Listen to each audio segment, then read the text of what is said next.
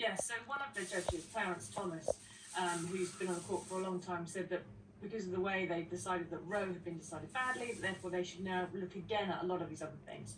And that's general equality, just flat across the board. They're saying, why do we have to have it? Do we need to look again at all these things?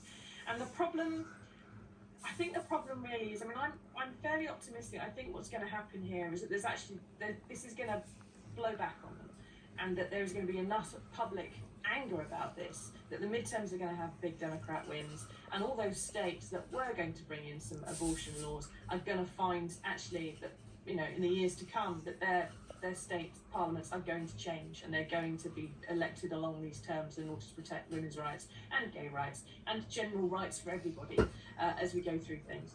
But I think, to be honest, you know, the fact that the Supreme Court thinks that it needs to start looking again at all this, that's all well and good.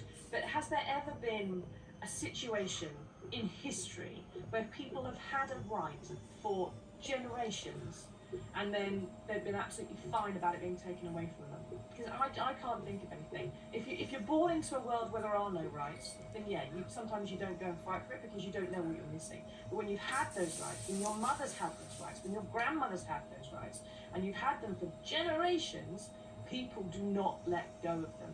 And so what you're looking at here now is a war against women, and women are going to fight back. They're not going to take this lying down. It's not going to be like A Handmaid's Tale.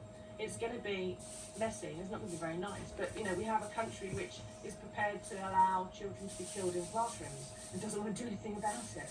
It gives guns more rights than 50% of its population. You know, there's 167 million women in the US who have just effectively been raped by the Supreme Court that's forced itself into them against their will. We'll see how all of this plays out, of course, in the midterms, because the Americans will be going to the polls, so this will no doubt already, we know this is going to be a big issue. UK politics.